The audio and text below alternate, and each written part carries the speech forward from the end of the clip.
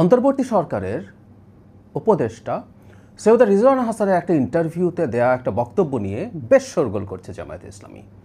মানে তাদের ইন্টারপ্রিটেশন হচ্ছে এরকম যে সেই সরকারটি ইলেকশন ইঞ্জিনিয়ারিংয়ের মাধ্যমে জামায়াতকে হারিয়ে দিয়েছে এবং তাদের জামায়াতের নায়েবে আমির জনাব তাহের বলছেন যে একটা রাজসাক্ষী পাওয়া গেছে।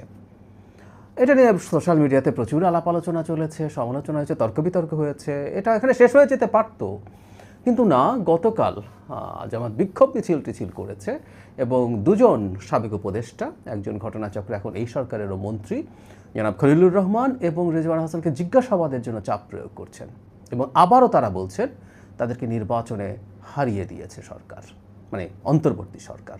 তারা সেই তদন্তের জন্য অন্তর্বর্তী সরকারকে ধরার কথা বলছেন, এমনকি এই সরকারের কাছেও তারা দাবি জানাচ্ছেন এই ব্যাপারে বিষয়টা স্পষ্ট করার জন্য। জামাত কেন এটা করছে, মানে এটা অত্যন্ত উদ্ভট একটা দাবি এবং একটা মানুষের দেয়া বক্তব্যকে খুব কাঁচাভাবে, খুবই আনাড়িভাবে মিসইন্টারপ্রিট করার মাধ্যমে এই জিনিসটা তারা কেন করতে যাচ্ছে সেই প্রশ্নটা একটু করে রাখা দরকার। সেটা জবাব খোঁজার চেষ্টা করব। তার আগে সৈয়দ রিজওয়ানা হাসান আসলে কি বলেছিল সেটা আমরা একটু শুনে নিই। অন্তর্বর্তীকালীন সরকার কোনোভাবে উগ্রবাদী যারা আছেন তাদেরকে সুযোগ দিচ্ছেন কিনা তার বড় কয়েকটি উদাহরণও তারা আনতে চান, কিংবা ওই সময় আপনিও জানেন আসছে যে জেল থেকে অনেক জঙ্গি ছাড়া পেয়ে গেছে, যারা একদমই উগ্রবাদী যাদের চিহ্নিত তাদেরকে ছেড়ে দেওয়া হয়েছে, তারা মাঠে ঘোরাফেরা করতে পারছে। আমাদের উপর চাপের আসলে কোনো শেষ ছিল না, কিন্তু কথা হচ্ছে কি জানেন, আমাকে একটা প্রশ্নের উত্তর দেন তো, অন্তর্বর্তী সরকারের কি লাভ উগ্রবাদীদের সাথে সখ্যতা করে? একটা লাভ দেখাতে হবে তো। অন্তর্বর্তীকালীন সরকারের কোন উপদেষ্টাটা তার জীবনের কোনো কর্মকাণ্ডে এটা বুঝিয়েছে যে আমরা না আসলে উগ্রবাদের পক্ষে? এটা তো না। এটা ওই যে রাজনৈতিক ব্যাখ্যা হয়তো নানান রকম ব্যাখ্যা খুব সহজেই টেনে ফেলা যায়। ফলে এটা সত্য কথা যে অনেককে আটকে রাখা যায়নি, তার কারণ হচ্ছে যেমন শীর্ষ সন্ত্রাসী, এটা কেবল কিন্তু উগ্রবাদীদের ক্ষেত্রে প্রযোজ্য না, শীর্ষ কিছু সন্ত্রাসীও মুক্তি পেয়ে গেছে। এটা নিয়েও আমরা মিটিং করেছি, কথা বলেছি যে এখন এটার ফলটা কি হবে। আইন শৃঙ্খলাতে এমনিতেই এত নাজুক অবস্থা, ফলে সেখানেও কিন্তু পরবর্তীতে আমরা ব্যবস্থা নিয়েছি। একটা শক্তি আছে, সেই শক্তি এর আগেও নারী নীতি বদলে দিয়েছে।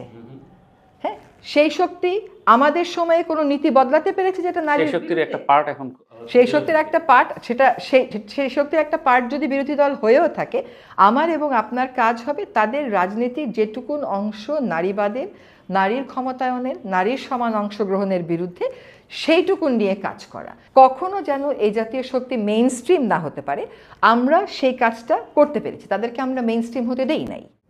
আমরা নিশ্চয়ই এটা বুঝতে পারছি যে যিনি উপস্থাপক ছিলেন তিনি সৈয়দ রিজওয়ানা হাসানকে প্রশ্ন করছিলেন ধর্মীয় উগ্রবাদ প্রসঙ্গে, মাজারে হামলা, নারীর প্রতি কটূক্তি, এই ধরনের ইস্যুগুলো নিয়ে। তখন তিনি কিভাবে তারা জেল থেকে বেরিয়ে গেল সে আলাপ যেমন করেছেন। তারপরে একটা পর্যায়ে নারীদের প্রতি নানান রকম তাদের দৃষ্টিভঙ্গিকে সামনে এনে তিনি তার ব্যাখ্যা দিচ্ছিলেন। একটা পর্যায়ে আপনারা শুনেছেন, তারপর আমি আবার একটু বলছি, একটা পর্যায়ে উপস্থাপক তাকে বলছেন তাদের একটা অংশ তো এখনও বিরোধী দলকে ইঙ্গিত করছেন। তখন রিজওয়ানা হাসান এটা বলছেন যে তারা, মানে যারা বিরোধী দল আছে, মানে জামায়াত ইসলামীর প্রতি ইঙ্গিত ছিল, দ্যাটস ফ্যাক্ট। উনি খুব ক্যাটেগরিক্যালি বলেছেন তাদেরও যে অংশগুলো, তাদের যে ইস্যুগুলো নারীর সমতার প্রতি, নারীর ক্ষমতায়নের সাথে সাংঘর্ষিক, সেটা নিয়ে কাজ করতে হবে। মানে আমরা প্রাথমিকভাবে যদি বলি, ইনফ্যাক্ট এই ইলেকশনের আগে জামায়াতে ইসলামী নারীর প্রতি যে তাদের এক ধরনের অপ্রেসিভ মেন্টালিটি, আমরা একটা নিয়ে প্রচুর কথাবার্তা বলেছি। কোনো নারী কখনো জামাতের আমির হতে পারবে, এটা নারীর ক্ষমতায়ন এবং সমতার খুবই বিরোধী। এটাকে কে কীভাবে ইন্টারপ্রেট করবেন ইজ ডিফারেন্ট ডিবেট, কিন্তু এটা যে নয় এটা তো ফ্যাক্ট। সুতরাং জামায়াতে ইসলামের এই অংশগুলো নিয়ে রিজওয়ানা হাসানের চিন্তা, তার ব্যক্তিগত চিন্তা হচ্ছে সেটা নিয়ে তাদের ফাইট করা দরকার আছে, করতে হবে। আবার তিনি ফিরে যান আসলে উগ্রবাদের প্রসঙ্গে। তখন তিনি একটা কথা বলেছিলেন যে তাদেরকে আমরা মেইন স্ট্রিম হতে দেইনি। খুবই ইন্টারেস্টিং একটা ব্যাপার হচ্ছে এই যে মেইন স্ট্রিম হতে দেইনি, মেইন স্ট্রিম হওয়া মানে কি? কাকে মেইন স্ট্রিম হতে দেননি? মেইন স্ট্রিম হতে দেননি আসলে উগ্রবাদকে। মজার ব্যাপার, ওনার বক্তব্যের পর দিনই, মানে গতকালের আগের দিন বৃহস্পতিবার জনাব আবদুল্লাহ মোহাম্মদ তাহের এই ভিডিওটাতে উনি বলছেন যে তাদেরকে মেইন স্ট্রিম হতে দেননি, মানে প্রধান দল হতে দেননি, প্রধান শক্তি হতে দেননি, প্রধান দল হতে দেননি। মূলধারা শব্দটা উনি বলছেন, মেইন স্ট্রিমের বাংলা মানে মূলধারা, মানে প্রধান দল, মানে ইন্টারপ্রিটেশনটা আমরা খেয়াল করি। আমি বলছি না, খুবই কাঁচা এবং খুবই আনাড়ি এক ধরনের ন্যারেটিভ তৈরির চেষ্টা।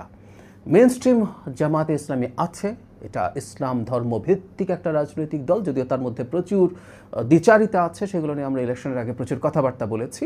কিন্তু মেইনস্ট্রিম দল জামাত তো বটেই, আরও অনেক ইসলামী দল মেইনস্ট্রিম আছে। উগ্রবাদকে মেইনস্ট্রিম হতে দেননি বলে রিজওয়ানা হাসান দাবি করছেন। ইটস এ ডিফারেন্ট ডিবেট, তারা কতটুকু কন্টেইন করতে পেরেছেন।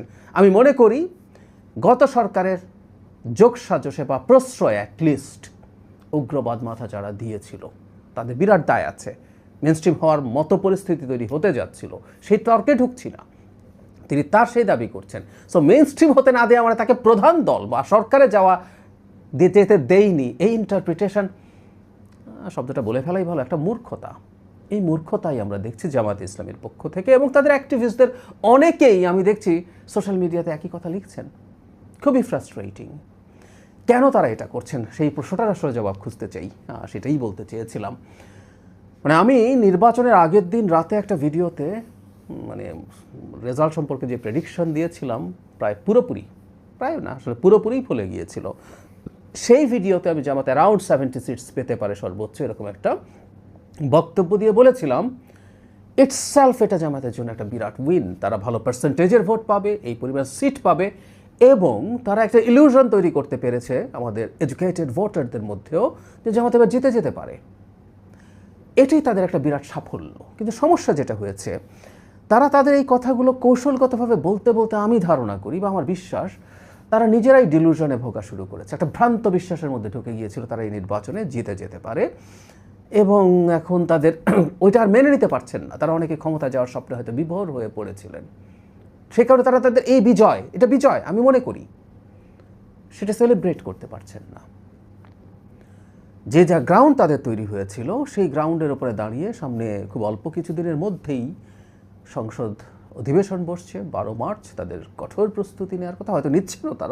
তারা হয়তো ভাবছেন এটার সাথে সাথে মাঠেও কিছু গরম পরিস্থিতি রাখবেন। মাঠে গরম পরিস্থিতি একটা গণতান্ত্রিক দেশে থাকতে পারে, নিয়মতান্ত্রিক গরম পরিস্থিতি থাকতেই পারে, থাকা উচিত হবে, এটা ভুল না। আমি প্রায় বলি বিরোধী দল সরকারি দলকে চাপে রাখুক, আমরা সেটা চাই, আমাদের সরকারের পক্ষ থেকেও আমরা চাই।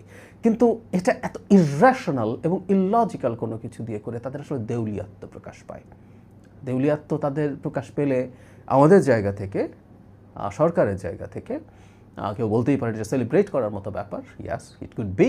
কিন্তু আমরা এই যে কথাটা বলতে চাই, আমরা জনগণের সামনে এই জিনিসটা আসলে তুলে ধরতে চাই যে একটা রাজনৈতিক দল তাদের সবচেয়ে বড় ক্রাইম যেটা করছে, ইটস আ ক্রাইম। বাংলাদেশে বহু বছর পর যে একটা নির্বাচন হয়েছে, একটা গ্রহণযোগ্য নির্বাচন, অবাধ নির্বাচন, আওয়ামী লীগ ছিল না, এর বাইরে এটা সবই ঠিক ছিল, এবং আওয়ামী লীগের না থাকার ব্যাপারে আমাদের কনসেনসাস ছিল। সেই নির্বাচনটাকে প্রশ্নবিদ্ধ করার মাধ্যমে, সেটা একবার দুবার মুখ রক্ষার জন্য রেটরিকলি বলা আর এখন ক্রমাগত বলে যাওয়া, মাঠে থাকা, এই জিনিসগুলো করে আসলে এই রাষ্ট্রের ক্ষতি করা হচ্ছে। আমরা জনগণকে এই জিনিসটা ধরিয়ে দিতে চাই। জামাত যদি একটা গণতান্ত্রিক শক্তি হয়ে থাকতো, এটা গণতান্ত্রিক শক্তি, সে গণতন্ত্রের সাথে আসলে ম্যাচ করে কিনা আমার সিরিয়াস ডাউট আছে। জামাত গণতান্ত্রিক দল বলে আমি বিশ্বাসই করি না। সেটা নিয়ে আমি আমার কথা আগেও বলেছি, আমি ভবিষ্যতেও বলবো। কিন্তু যে কথাটা বলতে চেয়েছি আসলে, জনগণের সামনে এই নির্বাচনটাকে প্রশ্নবিদ্ধ করার মাধ্যমে তারা একটা মেজর সংকট তৈরি করার চেষ্টা করছেন। এই মেজর সংকট তৈরি করা এই রাষ্ট্রের জন্য ভালো হবে না। জনগণের আসলে এই ব্যাপারটা বোঝা উচিত, মাথায় রাখা উচিত। এই দলটা দেশের গণতন্ত্রের ক্ষতি করার চেষ্টায় আছে।